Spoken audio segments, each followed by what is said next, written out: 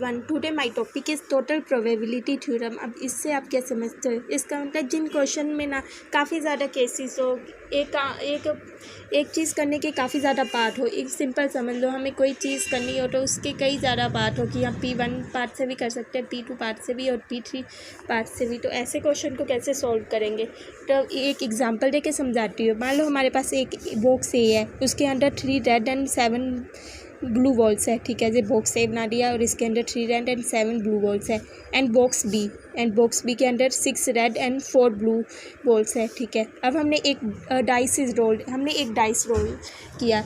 If the outcome is multiple of 3, अगर outcome है ना वो 3 मल्टीपल ऑफ 3 है, मतलब या तो 3 होगा या 6 होगा। अगर आउटकम 3 और 6 है ना, अगर डाइस रोल करके, तो a ball is drawn from box A. तब हम अगर डाइस रोल करके 3 या 6 आ गया ना, तो इसमें बोला ए बॉक्स है ना, हमने एक बॉल कोई भी ड्रॉ कर ली, ऐसे रैंडमली ड्रॉ कर ली। ठीक है, अब ball is drawn from box 2।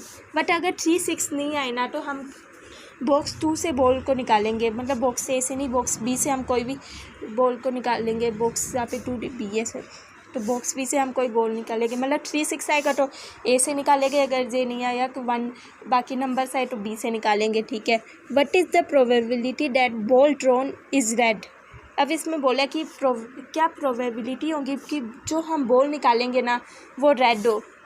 अब देखो, अब इसमें समझो केसेस बन सकते हैं कि बॉल रेड निकालने के, तो ये भी हो सकता है कि रेड हम इस बॉक्स से निकाले जा, तो रेड इस बॉक्स से भी निकाल सकते हैं। मतलब कहीं ना कहीं 2 पार्ट बन रहे हैं। तो इस ऐसे टाइप के क्वेश्चन के लिए ना हम टोटल प्रोबेबिलिटी थ्योरम का यूज़ करेंगे।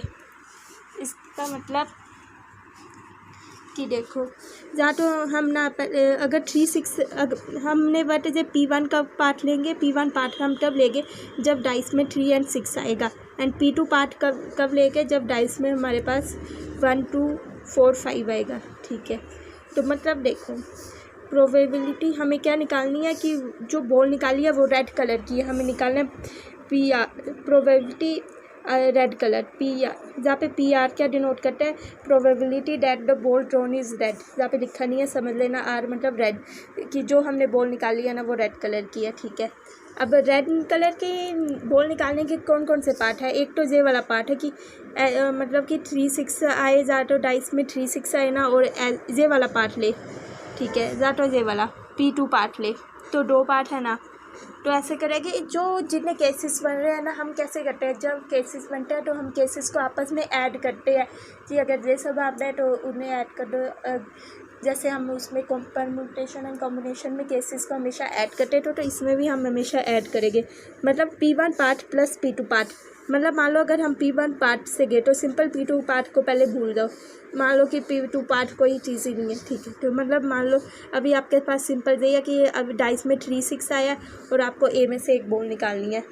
और जो पहले केस 1 को करेंगे ना। ठीक है, तो अभी हम इसमें बोला कि डाइस में 3, 6 आया है, तो पहले तो डाइस में 3, 6 आने की क्या प्रोबेबिलिटी है, पहले हम P1 और P2 पार्ट में से किस पार्ट की कितनी प्रोबेबिलिटी है कि हम P1 पार्ट चुनेंगे या P2 पार्ट चुनेंगे। आपको बस ये बताना है कि हम कैसे डिसाइड कर ले, जहाँ पे मतलब हम चल रहे हैं। हम कैसे बताएं कि हम इस वाले पार्ट से जाना है या इस वाले पार्ट से, वो कैसे बताएंगे? दोनों की प्रोबेबिलिटी देखो सिंपल।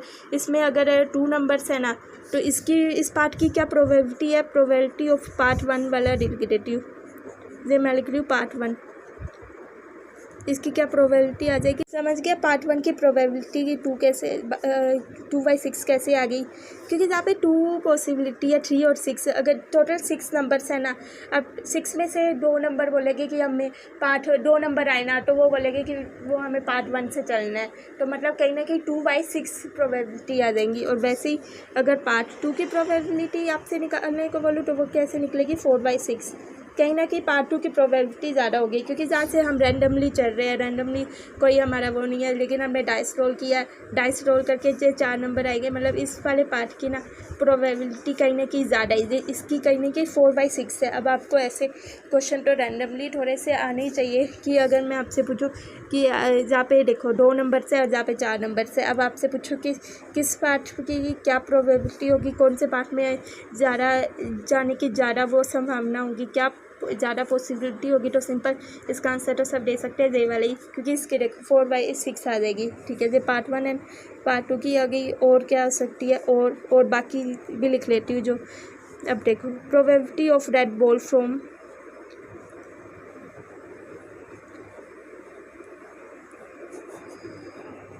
अब इसका क्या मतलब हुआ है, ये लिखा है मैंने probability of red ball from box 1, जहाँ पे बॉक्स 1 लिख दिया। ठीक है, जहाँ पे पार्ट 1 या बॉक्स 1 लिख लो एक ही बात है। जहाँ पे पार्ट 1 लिख लो या बॉक्स 1 लिख लो एक ही बात है। पार्ट 1 मतलब कि हम ए बॉक्स को निकालेंगे, अगर पार्ट 2 आया तो मतलब बी बॉक्स को निकालेंगे। ठीक है, तो probability of red ball upon B1 मतलब कि रेड बॉल जब हमें निकालना क्या है, प्रोबेबिलिटी ऑफ रेड बॉल निकालनी है ना, जे तो अलग है। और जे probability of red ball but it is given that it is from B1, मैंने आपको ये पहले ही बता दिया होता है कि इसका क्या मतलब होता है। इसका मतलब कि हमें रेड बॉल की प्रोबेबिलिटी निकालनी है, इसमें भी ना बट ये गिवन होगा कि हम ना रेड बॉल ना इस B1 बॉक्स से निकालेंगे, हम B2 से नहीं निकालेंगे। मतलब रेड बॉल को हमें B1 बॉक्स फर्स्ट बॉक्स से निकालना है, तो क्या प्रोबेबिलिटी होगी, ये तो हम सिंपल निकाल सकते हैं। लेकिन हमें ना इस क्वेश्चन में ये वाले नहीं निकालनी है जो हम निकालेंगे, हमें बस पहले तो ये केसेस, क्योंकि हमें इसमें बोले ना कि किसी बॉक्स से भी निकाल सकते हैं। अगर जहाँ पे क्वेश्चन जहाँ पे दिया होता है if it is from box 1 तो हम ये वाला कर सकते थे, बट हमें जहाँ पे कुछ नहीं दिया तो मतलब हम B1 का भी एक केस बना के चले गए जब हमने B1 से निकाली और B2 का भी केस। ठीक है, अब ये आ गया। अब इसकी कैसे निकालेंगे रेड बॉल अगर B1, सिंपल देखो जहाँ पे रेड बॉल की क्या प्रोबेबिलिटी हो जाएगी, जहाँ पे 3 रेड है 7 ब्लू बॉल्स है तो रेड बॉल की प्रोबेबिलिटी हो जाएगी 3/10। ठीक है, और वैसी probability of red ball phone B2 box, B2 से क्या हो जाएगी रेड बॉल की प्रोबेबिलिटी 6/10। नहीं तो अभी मैंने ये सारे लिख दिए है ना। अब इसका फॉर्मूला कैसे आता है, पहले फॉर्मूला कैसे डिराइव हुआ वो खुद समझो। रेड बॉल के यानी कि क्या पॉसिबिलिटी है कि वो B1 पार्ट 1 फॉलो करके इस वाले रोड से चल के ये वाला पार्ट करे या ये वाला पार्ट करे। तो 2 पॉसिबिलिटियाँ, मतलब इन दोनों केस को आपस में ऐड करना है। तो पहले हम केस 1 को करेंगे ना, मतलब कि अगर हमने ना ये वाला पार्ट चुना, प्रोबेबिलिटी ऑफ B1 बॉक्स को चुना। ठीक है, हमने B1 मतलब पार्ट 1 B1 सेम है, मतलब यहाँ पे B1 कर लेना। ठीक है, तो मतलब हमने B1 बॉक्स को चुना ना, B1 बॉक्स को चुना, तो B1 बॉक्स को चुना, फिर हमने जैसे इस वाले पार्ट को चुन लिया ना, फिर हमने इस बॉक्स में से रेड बॉल को चुना, तो probability of red bye B1। समझ गए ये कैसे आया? जा देखो, ये probability of red ball is equal to probability of B1, मतलब पार्ट 1 की प्रोबेबिलिटी लिख लेना। B1 मतलब कि बॉक्स 1 को चुना, मतलब कि पार्ट 1 हमने फॉलो किया, इसमें हमने इस वाले पार्ट को फॉलो किया तो इसकी प्रोबेबिलिटी। अब देखो, अब हमने मल्टीप्लाई क्यों किया, मल्टीप्लाई और ऐड का मतलब क्या होता है, ऐड का मतलब केसेस बन रहे हो, और मल्टीप्लाई का मतलब कि एक के बाद एक चीज़ हो रही हो ना तो हम मल्टीप्लाई करते हैं। लेकिन अगर एक वो भी हो सकता है या वो भी हो सकता है, अगर केसेस बने तो हम ऐड करते हैं, तो हमने बीच में मल्टीप्लाई किया। ठीक है, हाँ, क्योंकि हम जहाँ पहुँच गए थे लेकिन हमें आगे का काम तो किया नहीं।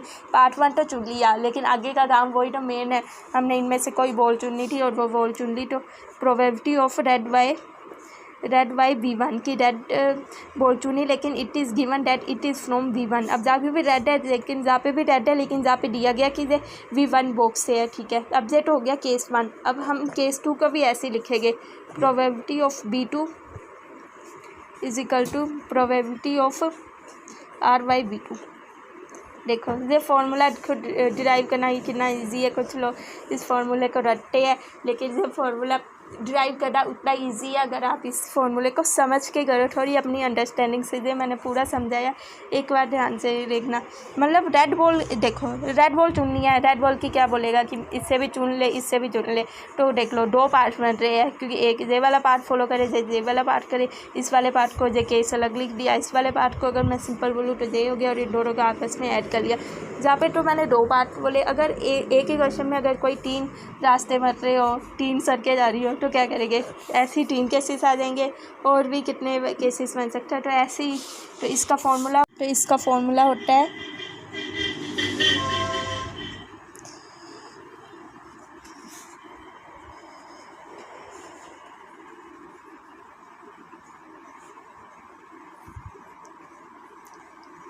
ये फार्मूला होता है। तो ये कितने भी केसेस हो सकते हैं, कितने भी, जरूरी नहीं कि 2 3 हो 4 हो, जितने भी केसेस बने ना उन सब केसेस को आपस में ऐड करना है। ये मतलब केस 1 मतलब पार्ट 1 कितने रास्ते बन रहे हैं उस चीज़ को, मतलब ए कोई इवेंट है और उस इवेंट को कितने के कितने पार्ट है कि वो पार्ट 1 से भी जाए, पार्ट 2 से भी जा सकता है, पार्ट 3 से भी जा सकता है, पार्ट 4 से भी जा सकता है। तो कितने केसेस है, केस 1 से भी जा सकता है, केस 2 से भी। और केस 1 पहले इन सब की ना सबसे पहला काम होता है इन सब की ना आपस में अलग अलग प्रोबेबिलिटी निकाल लो, क्योंकि बाद में फॉर्मूले में निकालूंगी तो मुश्किल होगा। जैसे मैंने इस क्वेश्चन में इन सब की प्रोबेबिलिटी पहले से ही निकाल ली थी ना।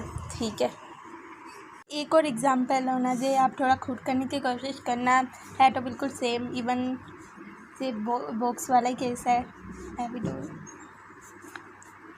तो इस क्वेश्चन में ना एक बॉक्स 1 है और इसमें 3 रेड एंड 7 ब्लू बॉल्स है। ठीक है, एंड बॉक्स 2 में क्या है, 6 रेड एंड 4 ब्लू बॉल्स।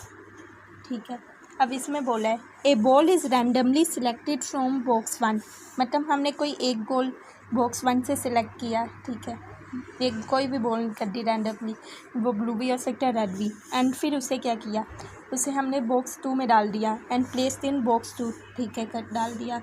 फिर know if A ball is drawn from box 2, लेकिन नो अब हमने क्या किया, हमने बॉक्स 2 में से ना एक बॉल निकाली, वो कोई भी हो सकती है। ठीक है, अब पहले देखो इसमें इस बॉक्स में जितनी बॉल्स थी ना उनमें से हमने कोई एक बॉल निकाली और उस बॉल को क्या किया, बॉक्स 2 में डाल दिया। अब हमने बॉक्स 2 में से कोई बॉल निकाली। ठीक है, अब हम बॉक्स 2 में से हमने कोई बॉल निकाली ना, then what is the probability that the ball drawn is red in colour. तो अब बताओ, अब क्या प्रोबेबिलिटी होगी कि जो हमने बॉल निकाली है ना वो रेड कलर की है।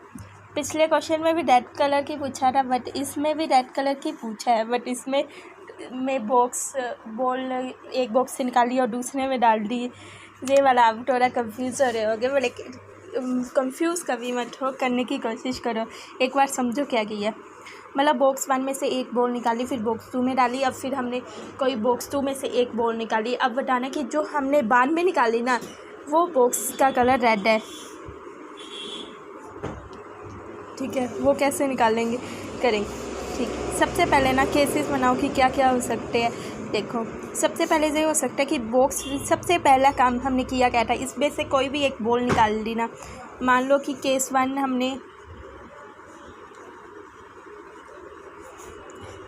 है ना कि ball drawn from box 1 is red. ठीक है, तो जहाँ पे, और केस 2 है कि बॉल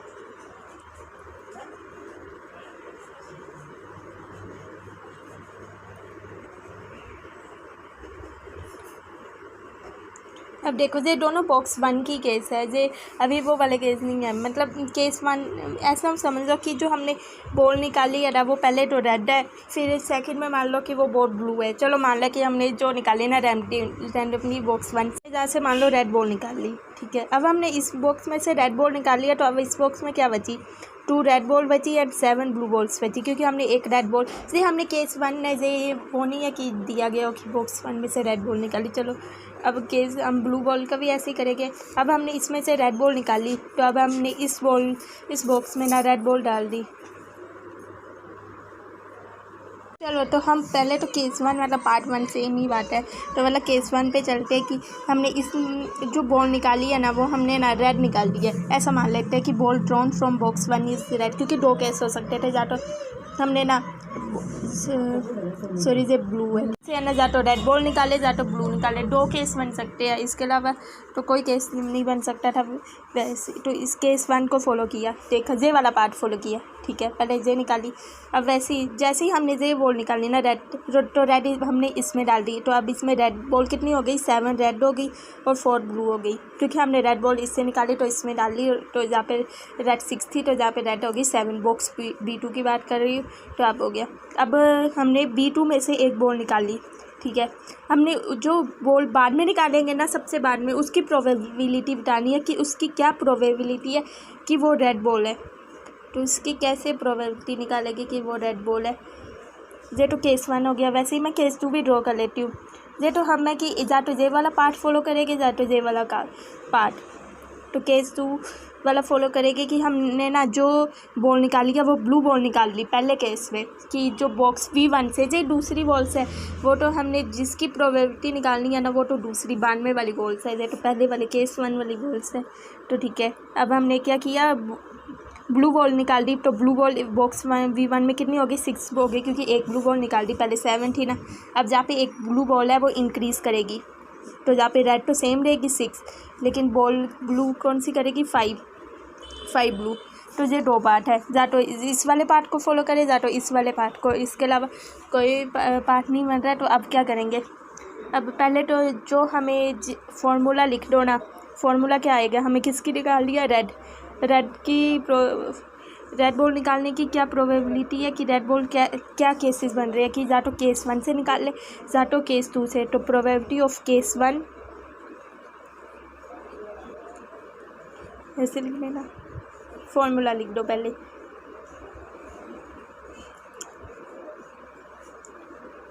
ये फार्मूला ऊपर लिखा है, यही फार्मूला लिखा है ना, और ये मैंने आपको डिराइव करके बताया कि ये फार्मूला कैसे आता है, अपनी अंडरस्टैंडिंग से आता है कि क्या इस पर हमें प्लस करना होता है, कहाँ पे मल्टीप्लाई करना होता है। ये ठीक है, अब केस 1 और इन सब की प्रोबेबिलिटी मैं निकाल देती हूँ ताकि कैलकुलेशन आप कर लेना। पहले तो केस 1 की क्या प्रोबेबिलिटी होगी, केस 1 की क्या मतलब, जैसे हमने पहले पिछले क्वेश्चन में एक डाइस से हमने केस 1 और केस 2 की निकाली थी, कि हमें क्या प्रोबेबिलिटी होगी कि हम जे वाला रास्ता चुनेंगे या जे वाला। जहाँ पे क्वेश्चन में क्या दिया कि हमने randomly selected from box V1, क्या पॉसिबिलिटी होगी कि हम रेड निकालें या वो बॉल है वो ब्लू होगी जो हम बॉक्स V1 से रैंडमली निकाल रहे हैं। तो मतलब केस 1 की क्या, केस 1 की जो बॉल है ना वो रेड है, तो इसकी केस 1 की क्या प्रोबेबिलिटी है, तो केस 1 की प्रोबेबिलिटी है कि रेड, देखो जहाँ पे बॉक्स V1 इस वाले से बाकी सबको भूल जाओ, बॉक्स V1 में क्या है 3 रेड है और 7 ब्लू बॉल्स है। ठीक है, अब जहाँ पे रेड बॉल निकालने की क्या प्रोबेबिलिटी है 3/10, जब मैं ऐसे ही रैंडमली लिख रही हूँ, ज़रा दूसरा वाला है जहाँ पे चलो मान लो केस 1 ही लिख लो। ठीक है, प्रोबेबिलिटी ऑफ केस 1 3/10।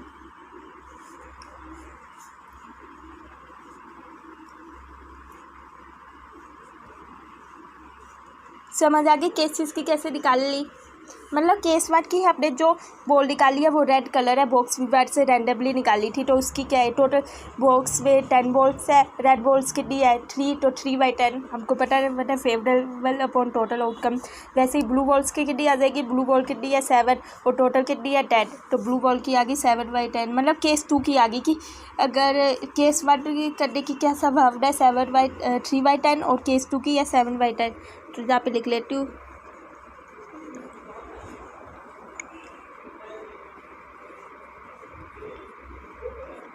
जेट हो गए। अब निकाल लिया probability of red by case 1।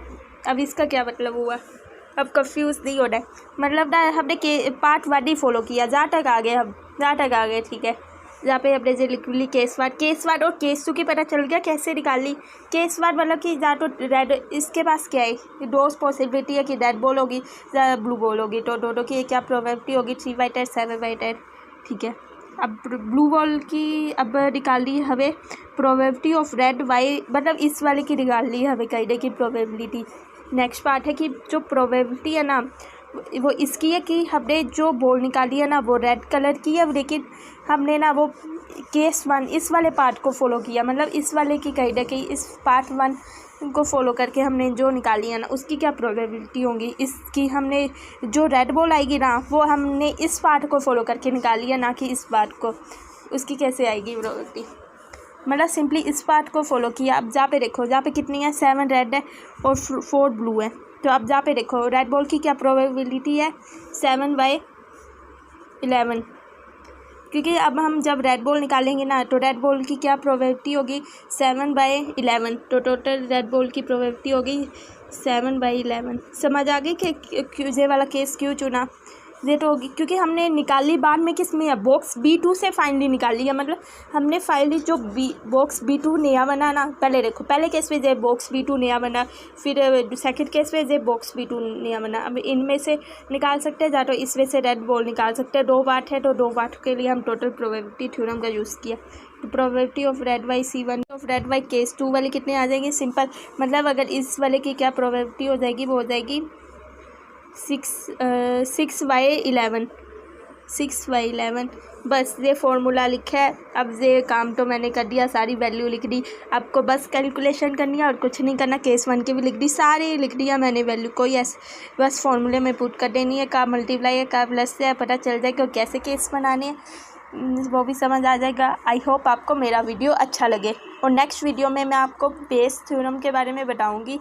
तो प्लीज़ मेरे चैनल को लाइक शेयर एंड सब्सक्राइब करते रहिए।